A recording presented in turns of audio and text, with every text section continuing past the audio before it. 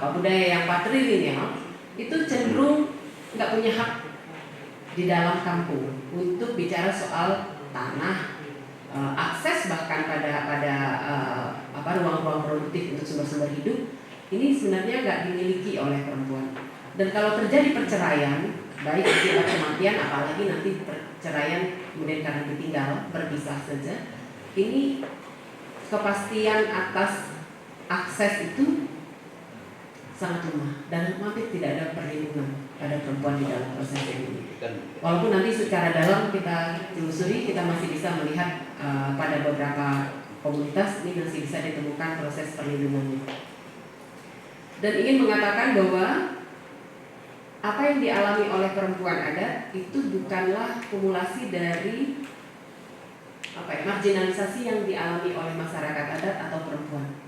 Jadi dia memang khas gitu. Nah itu kenapa di Perempuan Aman kita mendorong pembicaraan mengenai hak kolektif. Apa sebetulnya yang krusial dari pembicaraan ini? Kalau kita melihat, silakan slide berikutnya. Ini adalah data yang kami kemudian ingin kontribusikan pada saat itu untuk tujuan pembangunan berkelanjutan dari perspektifnya perempuan adat. Jadi ini ada laporan dan analisisnya. Apa saja yang hilang sebenarnya tadi yang dibutuhkan oleh masyarakat adat sebenarnya bukan bantuan beras dan seterusnya gitu ya. Jadi ini justru adalah bentuk penghancuran kemandirian dan kedaulatan pangan masyarakat adat, bahwa seolah-olah memang makanan pokok kita hanya beras saja gitu. Nah ini data-data ini bisa digunakan dan bisa dilihat oleh kawan-kawan untuk dilihat sebenarnya bagaimana proses-proses yang terjadi ketika wilayah adat dirampas. Jadi pada perempuan adat prosesnya akan seperti ini. Nanti saya akan cerita agak detail pada satu kelompok. Nah ini diskriminasi, terus mas slide-nya. Mbak siapa ya? Jadi secara individu di perempuan adat diskriminasinya bisa karena ideologi, tradisi, budaya, hukum, praktek agama dan adat itu sendiri. Jadi nanti ini tadi perspektif interseksionalitas dalam membahas hak perempuan adat menjadi sangat krusial. Jadi apa yang dialami oleh perempuan adat misalnya ketika perkawinan dilakukan dengan suaminya atau dengan laki-laki, dia harus berpindah, yang patrilineal akan berpindah ke kampung suaminya dan harus menyesuaikan diri dengan seluruh situasi yang terjadi di situ.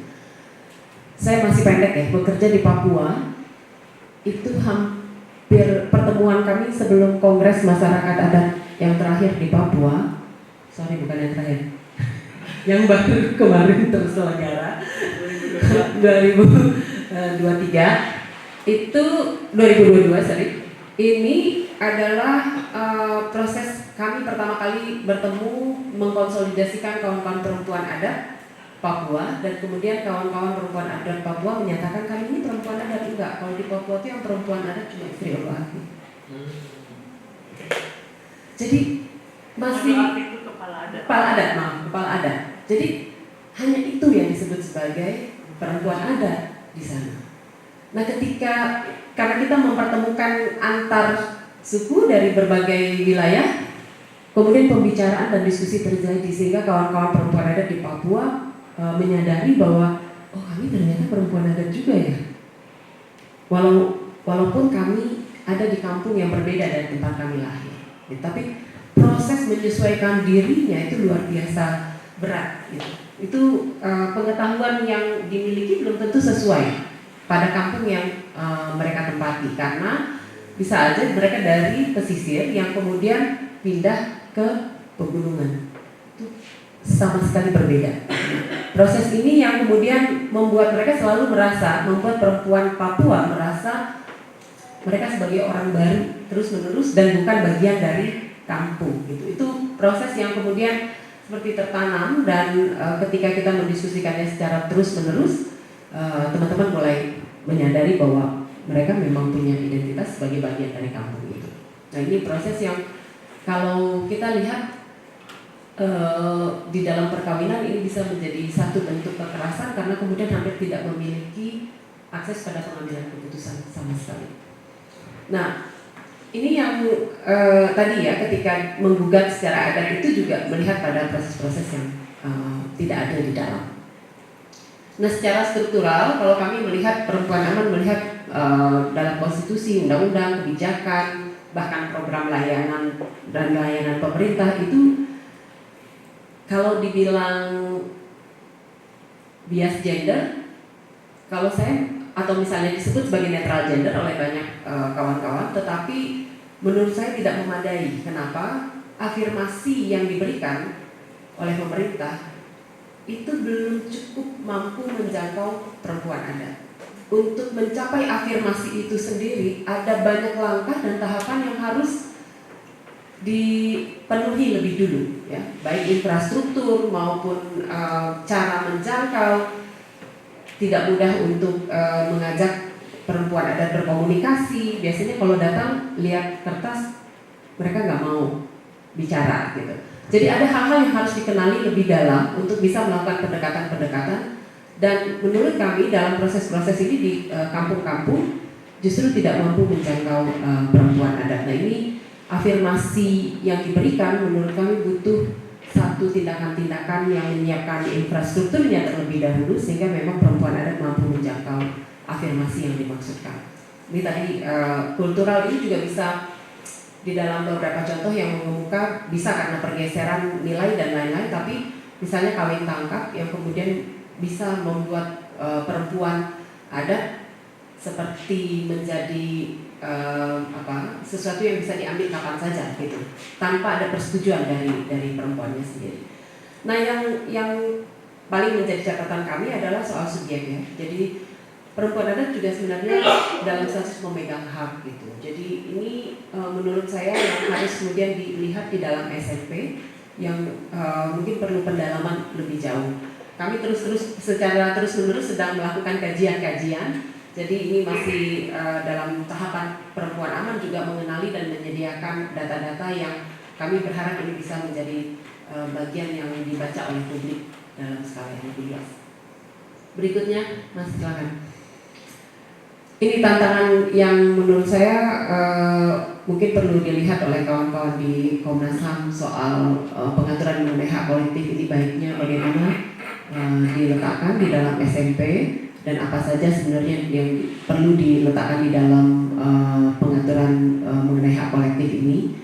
Kemudian perspektif yang juga penting dilihat di dalam SMP yang memasukkan bagian-bagian yang sebenarnya bisa membantu perempuan adat untuk lebih terlihat di dalam pembicaraan ini. Termasuk tadi ya soal pewarisan dan hak atas tanah dan seterusnya. Slide selanjutnya. Ini dia perspektifnya. Pemahaman perbedaan pengalaman, realitas dan kebutuhan perempuan adat termasuk dalam perlindungan HAM ini masih sangat lemah. Kami menyadari betul. Jadi ini perlu bantuan banyak pihak. Perempuan aman sebenarnya berkomunikasi juga dengan kawan-kawan di Komnas Perempuan, mendorong untuk ada, terutama melihat peran-peran perempuan adat itu melekat pada wilayah adat dan pengelolaan sumber daya alam. Jadi kami ingin mendorong ada laporan khusus sebenarnya untuk kekerasan berbasis gender dan pengelolaan sumber daya alam di Komnas Perempuan, dan mudah-mudahan ini juga bisa menjadi perhatian buat kawan-kawan Komnas HAM. Jadi ada perspektif antar budaya sehingga diperlukan satu intervensi yang sesuai dengan keberagaman masyarakat adat itu. Jadi dia nggak bisa diambil seperti satu resep generik gitu yang akan bisa menyelesaikan seluruh persoalan dengan satu resep itu. Dalam pendekatan di perempuan adat saya melihat masih sulit dilakukan. Sama multidisiplin. Jadi tadi ada etnografi, kami di dalam pendokumentasian menggunakan alat yang kami sebut engendering participatory mapping atau pemetaan partisipatif berbasis gender, yang ini memang mencoba menggunakan etnografi sebagai bagian di dalam proses itu, tetapi juga kami melihat analisis gender menjadi sangat krusial untuk diletakkan di dalam proses-proses pendokumentasian. Jadi kalau dilihat di bagian sebelah kiri adalah bagian dari kami mendokumentasikan kekerasan berbasis gender dalam pengolahan sumber daya alam. Lanjut. Ini salah satu contohnya Rendu. Kalau kita lihat di Rendu, ini pembangunan waduk Lambo dilakukan di Rendu. Waktu itu pengaduannya masih zamannya Mbak Sandra. Pengaduan ini dilakukan, ini Komnas HAM sudah turun 2 kali, staf khusus Presiden turun 2 kali, Ombudsman sudah turun, Komnas Perempuan juga turun karena kami melakukan pengaduan juga. Dan waduk ini sebenarnya direncanakan dari tahun 99, tapi bisa dihentikan berkali-kali. Rendu di Nagekeo, Kabupaten Nagekeo di NB, Flores. Dan ini tahun 2000 setelah pandemi, tahun 2021 kemudian mulai dieksekusi dan dilakukan pembangunannya. Nah, di dalam proses kami ingin melihat apa saja yang hilang. Ini yang mendokumentasikan adalah perempuan adat. Ini soal penguasaan tanah ya. Walaupun relatif setara, nanti kalau dilihat di peta sesungguhnya itu semua tanah itu atas nama laki-laki, nggak ada nama perempuan. Nah, ini banyak kami temukan perempuan kepala keluarga yang kemudian nggak tahu mau menempatkan dirinya di mana di dalam proses ini. Saat ini ketika pembangunan waduk dilakukan, seluruh area produktif pertanian dan sebagian pemukiman tenggelam.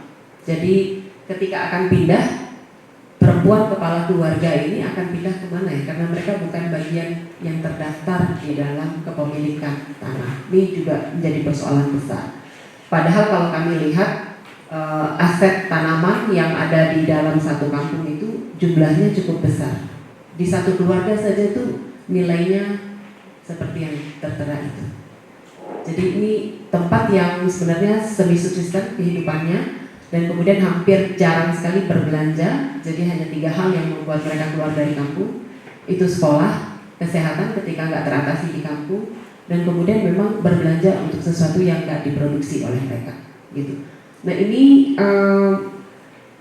proses yang sebenarnya kita ingin hubungkan lebih jauh nantinya. Misalnya soal ketersediaan pangan dan gizi keluarga. Ketika proses relokasi terjadi, itu akan pembangunannya akan seperti apa nih? Salah satu hak yang sebenarnya tidak pernah dibicarakan, dianggap seolah-olah ini sesuatu yang biasa saja gitu di dalam perencanaan. Oke, kita teruskan ke slide berikutnya. Nah, ini kerentanan yang kemudian akan terjadi pasca relokasi. Relokasinya sendiri itu tidak pernah dibicarakan oleh pemerintah. Jadi relokasi ini sungguh inisiatif masyarakat adatnya sendiri. Jadi ya seluruh aset hilang, kompensasi tidak akan pernah memadai. Kami bahkan mendata 48% dari masyarakatnya akan tunawisma, terutama perempuan kepala keluarga. Apakah itu ekonomi yang berkeadilan? Karena ini waduk dibangun untuk kebutuhan banyak orang. Oke, terus, nah apakah ada peluang untuk kita masuk gitu?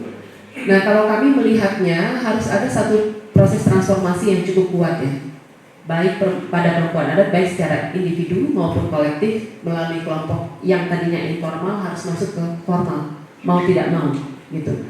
Dan ini upaya kami sebenarnya untuk bisa berkomunikasi dengan pihak lain. Ketersediaan data terpilah yang sangat lemah sebenarnya, terutama untuk perempuan adat, itu menjadi satu alat komunikasi politik yang penting. Jadi ini kenapa pendokumentasian menjadi sangat krusial, dan sekaligus alat ini sebenarnya membangun kepercayaan diri perempuan adat untuk bisa berkomunikasi dengan pihak lain dan kemudian menjaminkan partisipasi penuh perempuan adat, terutama bisa mengintervensi dalam proses-proses pengambilan keputusan. Nah, ini peluang ini menurut kami juga harusnya dimuat di SNT. Bagaimana memastikan proses ini bisa terjadi untuk perempuan adat. Terus, nah kalau di perempuan aman paling tidak kami melihatnya dalam situasi ini. Jadi penguatan identitas itu akan ditopang oleh penyediaan data terpilah, kemudian advokasinya dilakukan, kebijakannya berubah. Di dalam sebenarnya proses transformasinya terjadi, hak kolektif tentang hak kolektif perempuan adat bisa dimengerti oleh banyak pihak, kemudian resiliensinya terjadi dan visioning untuk membangun rencana ke depan. Terus selanjutnya Mbak. Oke, di advokasi di tingkat lokal dan nasional sebenarnya ini pengalaman aja. Kami mencoba dengan tujuan pembangunan berkelanjutan waktu itu menghadirkan data ini, menyerahkannya kepada Sekretariat SDGs dan juga kepada pemerintah. Terus terang yang menerima itu hanya dari Kementerian Pendidikan dan Kebudayaan, Direktorat KSA. Gak ada yang mau menerima gitu. Kenapa? Apakah mungkin karena pemahaman yang tidak ada atau belum ada gitu ya. Nah tetapi di sisi yang lain sebenarnya kemudian kami menyadari kami digugat juga karena mempertanyakan soal metodologi dan seterusnya gitu. Nah ini proses yang menurut kami Perempuan Aman kemudian memutuskan untuk advokasi ini kami lebih baik memilih lewat desa, kemudian baru berjenjang naik ya, dan kemudian memilih intervensi lebih banyak di internasional supaya menekan lebih banyak proses-proses kebijakan di tingkat nasional berpihak. Salah satu contohnya CEDAW. Kemarin rekomendasi CEDAW yang keluar menurut saya cukup menarik karena secara eksplisit kemudian menyebutkan perempuan adat, dan mandat besarnya adalah mengesahkan segera rancangan undang-undang masyarakat adat dan memastikan bahwa hak perempuan adat menjadi bagian di dalam proses itu. Nah ini data-data ini kami gunakan untuk berkomunikasi dengan special rapporteur baik indigenous people maupun yang violence against women. Berikutnya, kayaknya ini selesai. Ya, ini dalam dimensi kolektifnya diskriminasi dan kekerasan berbasis gender terhadap perempuan adat itu mengganggu seluruh sendi kehidupan di dalam kampung. Jadi kalau misalnya kita tidak membicarakan ini, artinya kita akan kehilangan masyarakat adat, kehilangan budaya, kehilangan Bhinneka Tunggal Ika itu nggak akan mungkin lagi terjadi gitu. Nah, satu aja sebetulnya saya belum share, tapi Perempuan Aman itu saat ini sedang mencoba mendorong masuk tentang penormaan hak kolektif perempuan adat di dalam rancangan undang-undang masyarakat adat. Meskipun kami harus berkejaran dengan waktu karena rancangan undang-undang ini sudah diproduksi jauh sebelumnya, dan kemudian kami sadar rancangan undang-undang pertama yang dibawa oleh Aman nggak bisa dibilang netral gender bahkan gitu ya, jadi buta gender memang gitu. Jadi waktu itu di dalam kami mengkoreksi dan kemudian melihat naskah akademik yang kemudian kita koreksi juga untuk bisa memastikan bahwa pembicaraan mengenai hak kolektif perempuan adat ini bisa masuk di dalamnya. Tetapi di dalam penormaan kita masih ketinggalan gitu. Jadi ini mungkin juga menjadi bagian yang bisa nanti dimasukkan ke dalam SMP soal apa saja yang perlu diatur. Nanti mungkin saya akan share dokumennya. Kajian hak kolektif ini juga sedang kami lakukan untuk Papua dan luar Papua, jadi sedang didalami lebih jauh, dan nanti kami mudah-mudahan akan bisa teman-teman Komnas HAM kalau bersedia di perkiraan bulan Mei kita akan melakukan proses soft launching untuk kajian hak kolektif ini, dan mudah-mudahan penormaan ini bisa masuk juga dalam rancangan undang-undang yang saat ini menjadi prioritas juga di legislasi 2024, tapi artinya akan perlu upaya yang sangat keras karena mau memasukkan kesetaraan aja susah ya di dalam asas ketika berdiskusi dengan pemerintah. Mungkin itu saja dari saya, mudah-mudahan bisa membantu kawan-kawan. Terima kasih. Terima kasih banyak Bu Devi Anggraini yang telah memberikan perspektif buat kita ya. Senang buat Komnas HAM sejak dari awal bisa memiliki kacamata ini nanti supaya jangan luput ya. Jadi kami berharap memang sejak awal kacamata gender menjadi hal yang sangat penting dalam pembuatan SMP. Terima kasih buat presentasinya. Pak Erasmus, kami berikan kesempatan sampai capek. Silakan menyampaikan presentasinya. Kami ingin mendengarkan seperti apa Aman ya selama ini perjuangan masyarakat adat dan bagaimana problem hukumnya dan dan lain sebagainya yang masih dialami oleh Aman secara khusus ya, dan gerakan masyarakat adat secara umum. Silakan Pak Eras. Baik, terima kasih Pak Sarwi. Bapak Ibu, rekan-rekan, selamat siang. Ada dua hal yang mau saya sampaikan. Pertama gini, saya ternyata hanya menambahkan beberapa yang karena tadi sudah diborong. Ini kita memang tidak berkomunikasi kan, jadi kita sulit. Cuma satu temanya untuk kita berdebat. Iya, jadi bingung. Saya harus bicara apa, Bang Abdul harus apa gitu. Ya, kemudian kedua, rupanya saya masuk blank spot nih. Jadi nggak bisa mengirim bahan. Sama sekali handphone aja nggak bisa. Blank spot maksudnya apa? Nggak ada sinyal sama sekali. Blank spot ya di sini ya. Iya memang di sini. Memang di bisa. sini. Tapi bisa dikasih akses wifi. Wifi. Wifi. Ya, Kasih. sambil mengusahakan itu ya. Kasih wifi-nya kok. Atau mau pakai itu aja. Nggak ada. Atau ada. Oh iya, ada bapaknya nggak? Kan bapak ini pakai dulu ya? Enggak, ini cuma bohongan ini. Kayaknya. Saya. Bisa. Ini apa sih? Enggak. Untuk itu kopikan aja. SSD. SSD. Saya lebih jadul, Mbak. Lebih konvensional. Ekstrim prosesnya. Ya. Ekstrim.